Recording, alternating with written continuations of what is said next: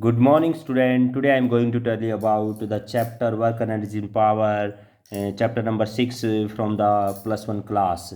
Okay, तो जैसा कि मैंने आपको पहले फर्स्ट वीडियो में बताया था कि what do you mean by work, what is the relations of work, this is the force into displacement and type of work, positive negative and their example. Okay, तो next in this video we discuss about the units of work. Let's start.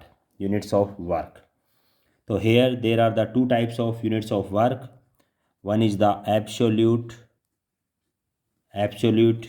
units of work, okay, and second is the gravitational units of work.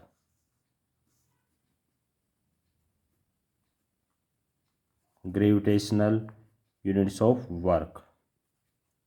Okay, so here again absolute unit of work is further divided into the two types of units. This is further divided into, this is the two types of units. One is in the SI system, and second is the CGS system. Okay, and in case of SI system the absolute unit of work is the joule. Okay, and in CGS system the absolute unit of work is the erg. Okay, and in gravitational units of work this is also further divided into the two category. One is the called the kilogram meter work. Okay, and second is the type gram centimeter work. Okay, these are the gravitational unit of work. First of all, joule. Define joule. What is the joule? Okay, we know from the definition of work, F is equal to W is equal to F into S, force into displacement. Suppose if F is equal to 1 Newton, okay, 1 Newton of force, and displacement is 1 meter. Okay, so then W is equal to 1 Newton into 1 meter, so it becomes the 1 joule. Okay, so then can you define the units of can you define the definition of joule in the mathematical definition? Okay, yes, that is 1 joule of work is said to be said to be done when a force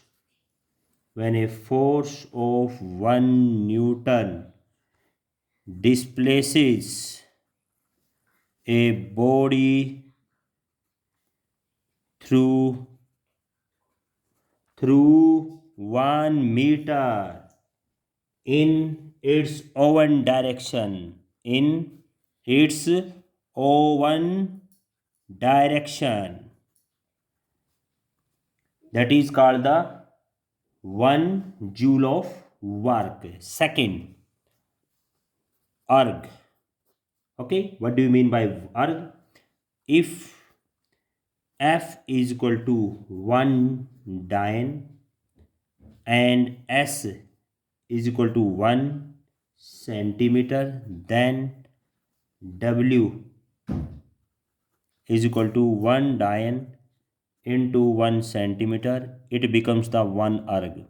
Can you define here the definition of 1 erg? Yes, 1 erg of work is said to be done when a force of 1 dyne displaces a body through 1 centimeter in its own direction. मतलब क्या है कि 1 erg of work कब कहलाएगा? जब एक force of one डायन of force यदि एक बॉडी को 1 सेंटीमीटर उसको क्या करेगा कि डायरेक्शन में डिस्प्लेस कर देगा, तो वो आपका वर्क 1 erg कहलाता है. ओके बच्चों, तो here next is the important term relation between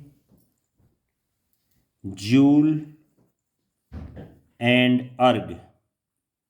Okay, so what is the relation between joule and erg? So we know 1 joule is equal to 1 newton of force into 1 meter of displacement. Okay, so from the previous relations we know that 1 newton किसके बराबर होता है बच्चों? That is the newton के force is equal to mass into acceleration. Okay, and relation F is equal to m into a, and m is measure in kilogram. Okay, and acceleration measure in 1 metre per second square. Okay, तो we use this relations in this next relation. तो 1 newton is equal to 1 kg of force into में acceleration is a 1 meter per second square. Okay, so then 1 kg is equal to, yes, how much gram? 10 की power 3 gram. And 1 meter is equal to 10 की power 2 centimeter per second square. Okay, so then 10 की power 3 plus 2, that is the 10 की power 5 gram. Okay, centimeter per second square. ठीक है, and we know gram centimetre per second square, this is the called dyne. तो that's why 10 की power 5 it becomes the dyne. Okay, when we place here this relations कि then 1 newton is equal to 10 की power 5 dyne in this relation 1 joule is equal to 1 newton, then it becomes the 10 की power 5 डायन is equal to 1 Newton. Okay, and 1 meter is the 10 की power 2 centimeter. Okay, so then 10 की power 5 plus 10 की power 2, it becomes the 10 की power 7 dian into centimeter. Okay, so then dian into centimeter, it becomes the erg. So then here 1 joule of work is equal to 10 की power 7 dian into centimeter becomes the erg. Okay, this is the relation between the joule and erg. 1 joule of work is equal to 10 की power 7 erg. Okay बच्चों, next.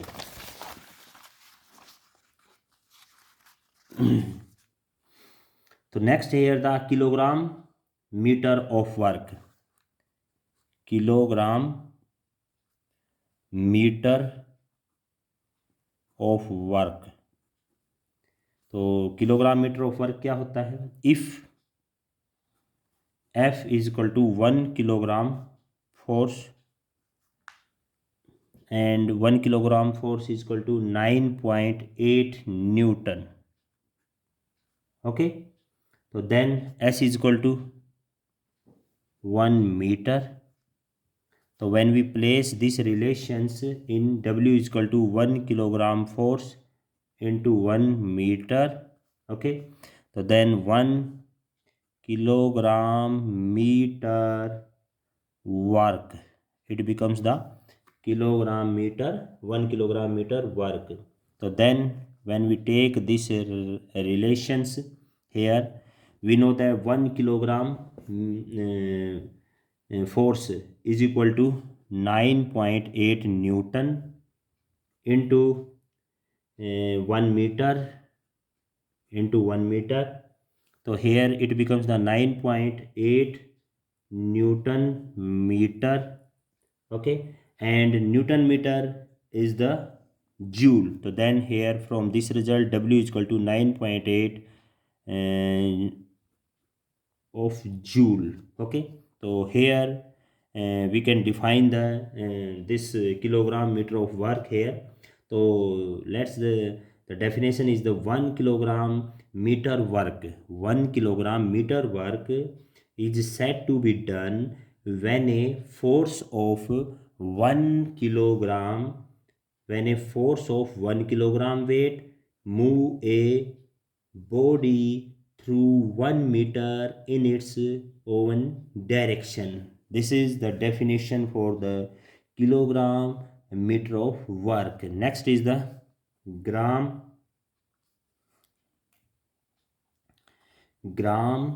centimeter of work. gram centimeter of work. These are the gravitational units of work. Suppose if F is equal to 1 gram force, okay, and 1 gram force is equal to 980 Dalton, okay. So then S is equal to displacement is 1 centimeter. When we put this in the formula of W is equal to 1 gram force into 1 centimeter, and it becomes the 1 gram centimeter work, okay.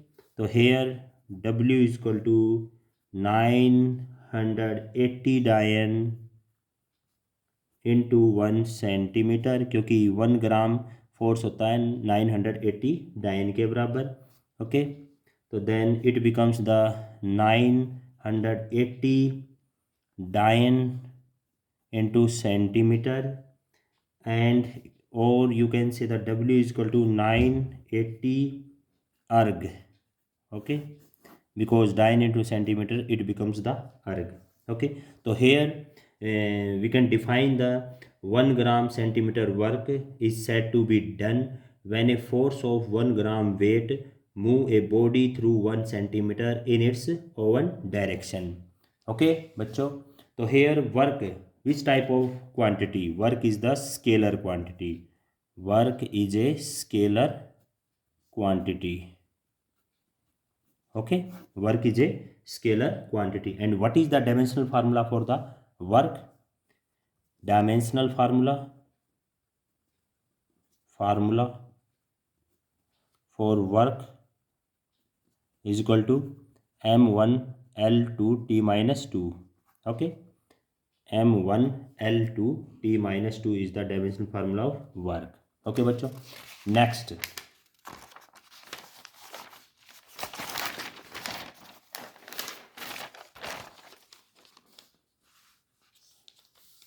next is the very important topic, work energy theorem. Work energy theorem, okay बच्चों। इस work energy theorem के regarding आपके neat and जो जी का exam होता है उसमें question आते हैं, तो प्लीज़ इसको अच्छे से समझना, ओके। तो वर्क एनर्जी थ्योरम क्या होता है? तो that is also called the work done by the constant force, that is also called work done by constant force, ठीक है। तो एक्चुअली होता क्या है वर्क एनर्जी थ्योरम कि this is the work done by constant force acting on a body is equal to change in its kinetic energy. मतलब कि जो वर्क होता है वो चेंज इन काइनेटिक एनर्जी के बराबर होगा। तो there here that is W is equal to, it is the change in kinetic energy, half of mv square, that is the kinetic energy and final kinetic energy, and half of m u square, that is the initial kinetic energy। Final kinetic energy and initial kinetic energy के difference को हम क्या कहते हैं? That is the work energy theorem बोलते हैं। तो hair हम क्या करेंगे? इसका प्रूफ करेंगे। तो hair proof, if a constant force, suppose if a constant force F acting on a body, एक बॉडी के ऊपर हमने कांस्टेंट फोर्स लगाया है of mass, body of mass m displaces at through a displacement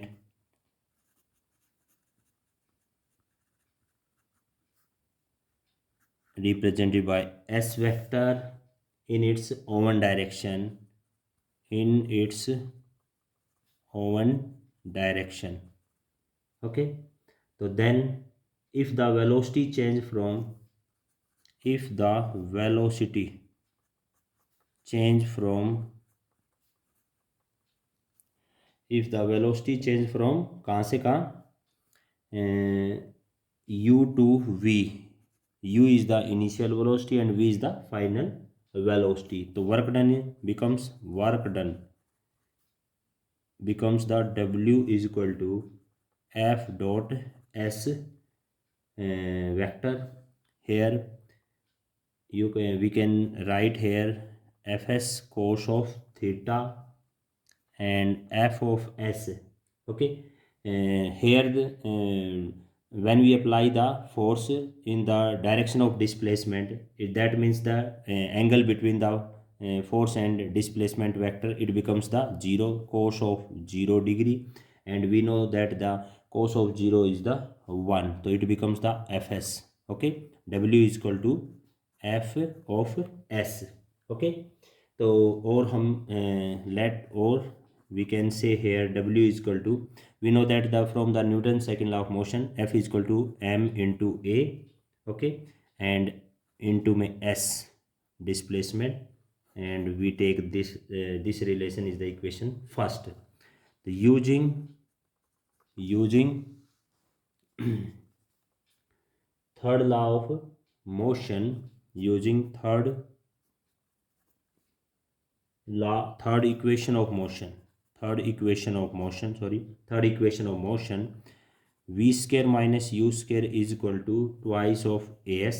ठीक है, ये होती है, तो यहाँ से हम ए किसके बराबर ले सकते हैं, v square minus u square upon में twice of S.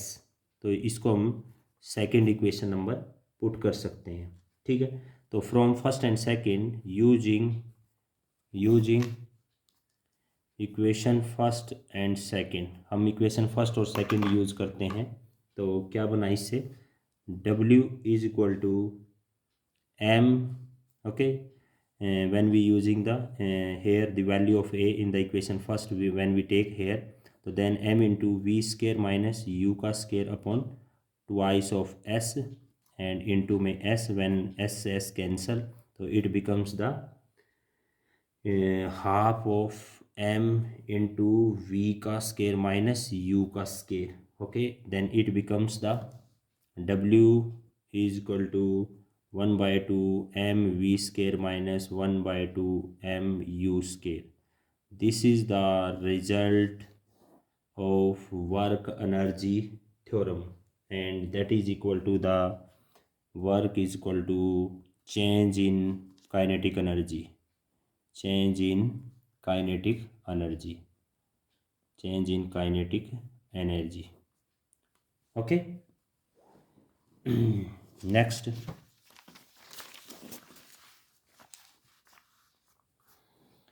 Work done by the variable forces. Next हमारी हेडिंग है work done by variable forces. क्या है work done by variable forces? ठीक है, तो मतलब क्या है, जो फोर्स वेरी कर रहे हैं तो उसके दौरान जो वर्क क्या होगा वो हम निकालेंगे. If the force acting on a body, if the force acting on a body is not constant, मतलब कि किसी बॉडी के ऊपर जो फोर्स लग रहा है वो कांस्टेंट ना हो, but vary with the time, वो टाइम के साथ वेरी करता हो, बट वेरी विद टाइम, वो टाइम के साथ क्या हो, वेरी करता हो. तो then the amount of work done, इस दौरान then amount of work done, amount of work done, then amount of work done can be calculated, work done can be calculated, can be calculated by plotting, by plotting a graph between force and displacement, and displacement. Okay, तो the area under force displacement graph, the area under force displacement graph is equal to work done. Okay, यानी कि जो आपका force displacement के बीच में जो हम graph plot करेंगे उसका जो एरिया होगा उस अंडर ऑफ द कर्व के, तो that is called the work done by the variable forces. Okay, तो हम इसको करेंगे अभी ग्राफ के द्वारा।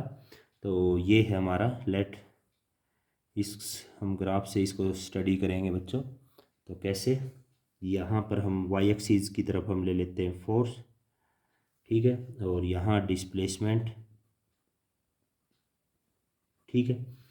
तो यहाँ से क्या होगा, ये एक कर्व है, like this is the curve, ठीक है। Here the point A and here the point B. Okay, तो here we take the here M N and m dash and n dash. Okay, that is the small displacement dx. Okay, and this is along the x axis, so here we divide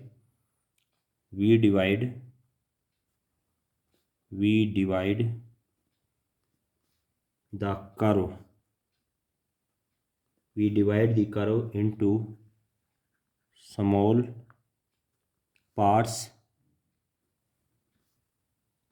ठीक है, हमने क्या किया, इस curve को हमने small parts में divide कर दिया, ठीक है, लाइक दिस, ठीक है। फिर क्या करेंगे, if suppose if M N N dash and M dash हमने ले लिया, is the elementary part, is the elementary part, elementary parts, okay, of the force displacement करो, ऑफ द फोर्स डिस्प्लेसमेंट करो। हमने क्या कर लिया, ये जो हमारी फोर्स डिस्प्लेसमेंट करो है इसमें एम डैश एन और एन डैश हमने क्या ले लिया, एक पार्ट ले लिया, एलिमेंट्री पार्ट ले लिया, ठीक है। तो फिर क्या होगा, यहाँ से जो पॉइंट आपका एम है, ये वाला पॉइंट है, पॉइंट्स एम एंड एन, ये जो एम और एन है, ठीक है ना, ये क्या है, बहुत ही क्लोज है, आर वेरी क्लोज, मतलब पास पास है ये, are very close such that, इस प्रकार है कि ये such that force is same for these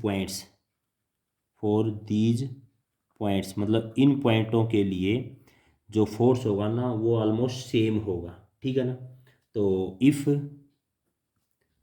M dash N dash, हम एम और एन डैश ले लेते हैं, ठीक है, जो डिस्प्लेसमेंट है वो हमने डी एक्स मान लिया इसमें, ठीक है बच्चों। तो ये हमने डिस्प्लेसमेंट डी एक्स कंसिडर कर लिया। तो then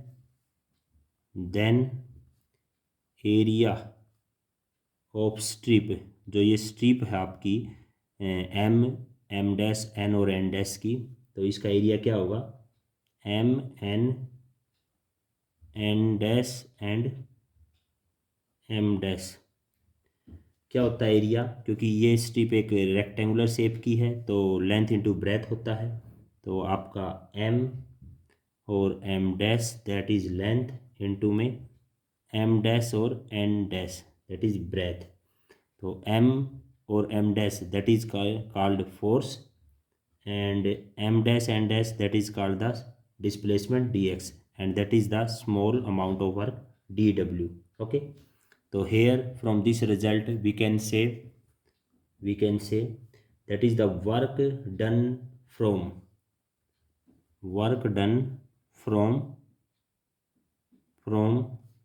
m to n is equal to area under M N.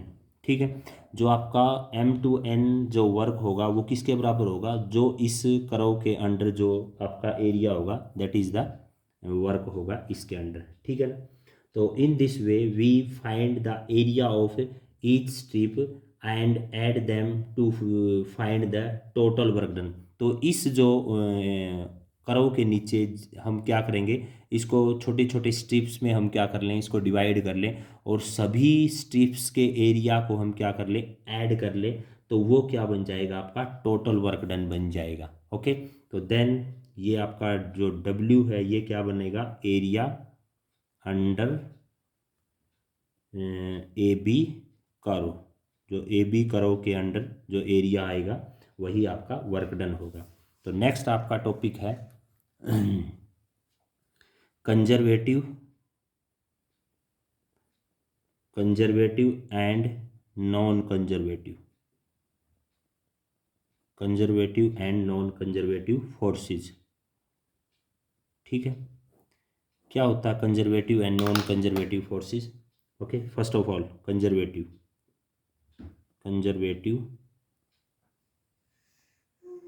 Forces. देखिए कंजर्वेटिव क्या होता है, मतलब तब हम कंजर्वेटिव फोर्स कहेंगे जो आपका वर्क डन है ना, वो किसी बॉडी को जो मूव करवाता है अगेंस्ट द फोर्स, वो डिपेंड किसके ऊपर करता है, वो इनिशियल और फाइनल पोजीशन के ऊपर डिपेंड करे, ना कि और वो इंडिपेंडेंट रहे किस पे, जो एक्चुअल पाथ फॉलो किया गया। एक्चुअल क्या है, जो एक्चुअल पाथ फॉलो किया गया उसके ऊपर तो इंडिपेंडेंट रहे। ठीक है, और जो आपका ये है क्या बोलते हैं, जो फोर्स है वो इनिशियल और फाइनल पोजीशन के ऊपर डिपेंड करे। ठीक है, यानी कि क्या हुआ, a work is said to be conservative if the work done in moving a body against the force depend upon the initial and final position of the body. ठीक है, move and is independent of the actual path followed, यानी कि जो केवल initial और final position के ऊपर depend करे। ठीक है, और जो एक्चुअल पाथ फॉलो किया गया है उसके ऊपर वो इंडिपेंडेंट रहे, तो उस प्रकार के हम फोर्स को क्या बोलते हैं, कंजर्वेटिव फोर्स बोलते हैं। जैसे कि फॉर एग्जांपल आपके क्या है, ग्रेविटेशनल फोर्स है। ठीक है, ग्रेविटेशनल फोर्स है, ये भी क्या है आपका कंजर्वेटिव फोर्स होता है। इलेक्ट्रोस्टैटिक फोर्स है, वो भी क्या होता है, कंजर्वेटिव फोर्स होता है। ओके, तो अब जैसे दूसरा इसका एक एग्जांपल लेते हैं हम आपका कंजर्वेटिव का।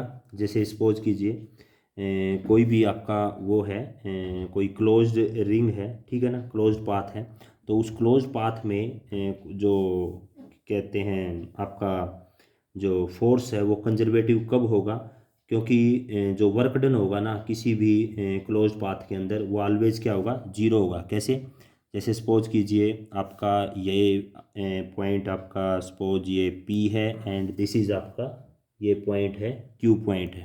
ठीक है ना, तो हम P से Q की तरफ जाते हैं, Q से फिर P की तरफ आते हैं। तो इस दौरान जो वर्क होगा, work from P to Q हम जाते हैं, और फिर प्लस में फिर work from Q to P।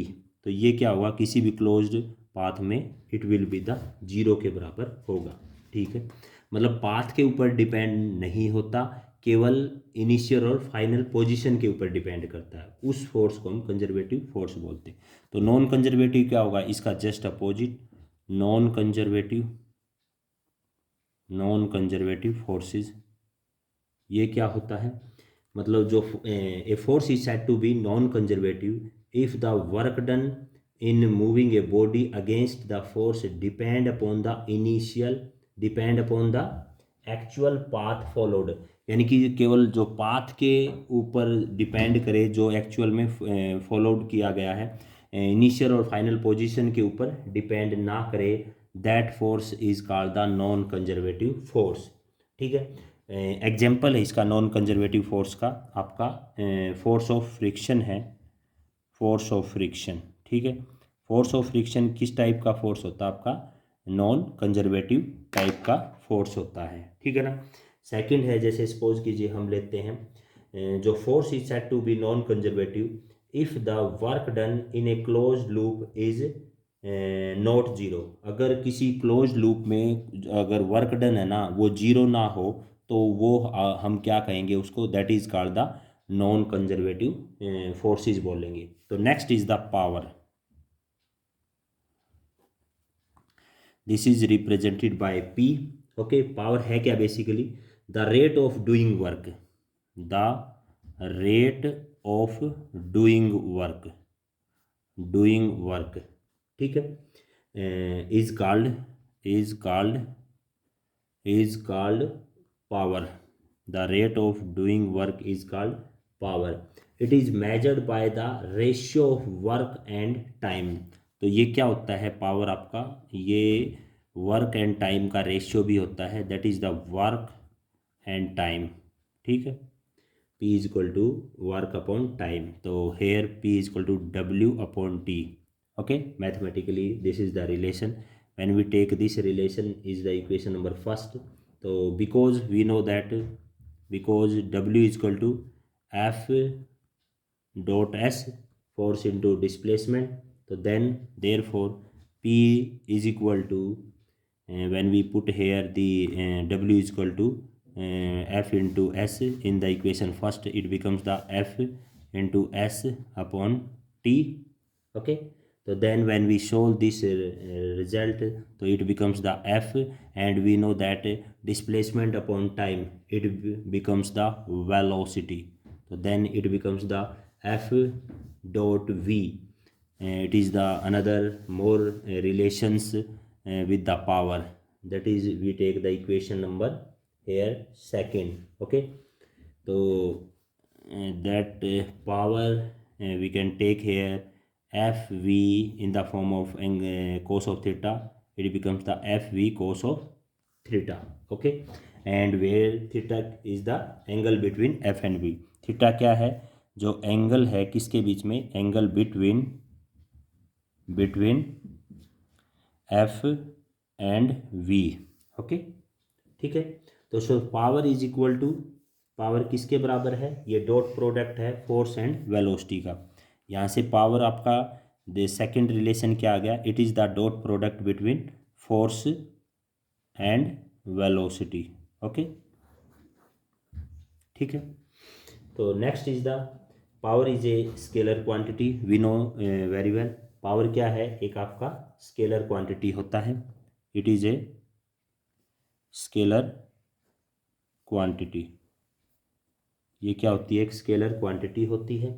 तो next units of power, power की यूनिट्स क्या होती है, यूनिट्स ऑफ पावर, पावर की यूनिट क्या होती है, it is again two types. One is the absolute unit of power similar to the work, absolute unit of power, and second is the type is the gravitational unit of power, gravitational units of power। पहला तो आपका absolute unit of power होता है, second आपका gravitational unit of power होता है, ठीक है ना। तो जो इस absolute unit of power again divided into two parts, one is the, it is the joule per second, joule per second, and or you can say the watt in SI system, or you can say joule per second or watt in SI system। SI system में joule पर second या फिर हम वाट बोल सकते हैं, लेकिन B part क्या होता है, अर्ग पर सेकंड, अर्ग पर सेकंड, और हम इसको अर्ग पर सेकंड हम बोलेंगे इन CGS सिस्टम। CGS सिस्टम में हम पावर की यूनिट अर्ग पर सेकंड बोलेंगे। ओके, एंड ग्रेविटेशनल जो आपका यूनिट ऑफ पावर है उसका जो सब कैटेगरी है ए, उसको हम किलोग्राम मीटर पर सेकंड बोलेंगे of power, and B is the gram centimetre per second power, उसको हम ये बोलेंगे, ठीक है। ग्रेविटेशनल यूनिट ऑफ पावर का जो फर्स्ट पार्ट है उस यूनिट का, उसको हम kilogram metre per second power बोलेंगे, और बी उसका जो यूनिट्स है वो हम gram centimetre per second power बोलेंगे। ओके, तो here if W is equal to 1 joule, अगर हम मान लें कि W आपका 1 जूल है and T is equal to 1 second, तो P is equal to 1 joule in upon 1 second and it becomes the 1 watt। Okay, ये आपका 1 वाट होगा। ठीक है, तो from this result we can define the definition of 1 watt.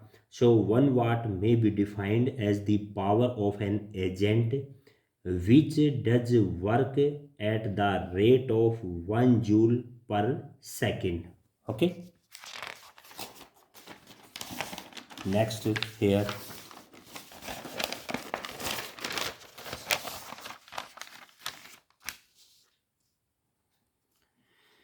bigger unit of power।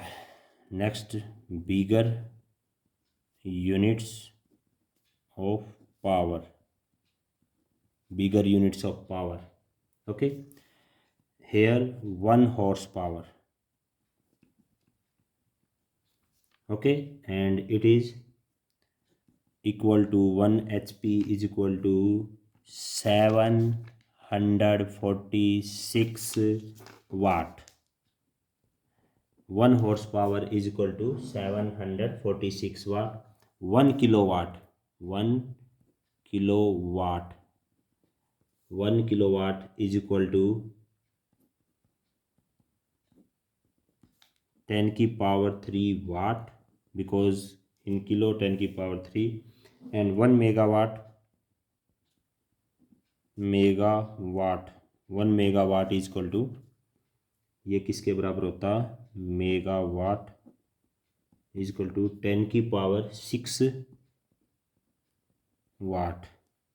Okay, तो example है जो हमारे पावर के एग्जाम्पल है, suppose power of scooter, power of scooter, जो स्कूटर होता है उसकी क्या पावर होती है, that is equal to 1.5 HP horse power के बराबर होती है। मोटरसाइकिल की जो होती है आपकी, मोटरसाइकिल की जो पावर होती है वो आपकी 2 to 5 हॉर्स पावर के बराबर होती है, और एक कार की जो पावर होती है वो होती है 10 to 30 HP हॉर्स पावर के बराबर होती है। तो next here topic is the energy. तो एनर्जी क्या है, it is defined as the capacity of doing work. Energy क्या है, it is defined as the capacity of doing work। okay, it is measured by the total amount of work done। it is measured by the total amount of work done, okay, it has same units and dimension as that of work। जो आपके energy के जो unit होंगे वो work की units के बिल्कुल same होंगे। तो that is we can say here joule in SI system is the measurement of unit, and erg is the in CGS system, that is the units of the energy। ठीक है, तो there are the different types of energy.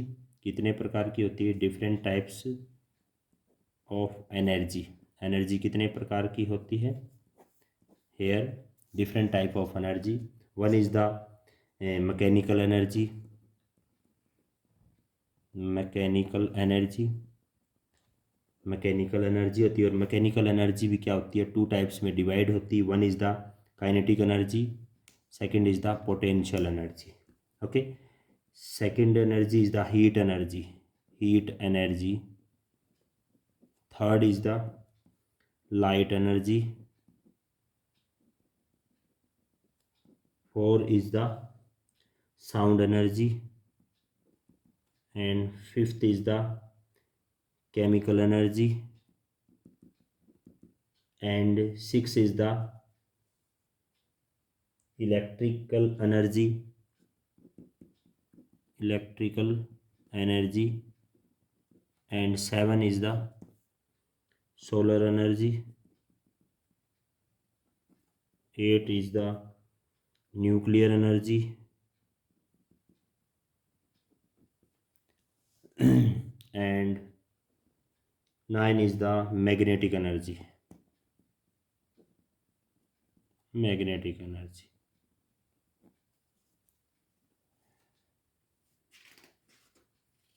Okay, तो आज के लिए इतना ही बच्चों।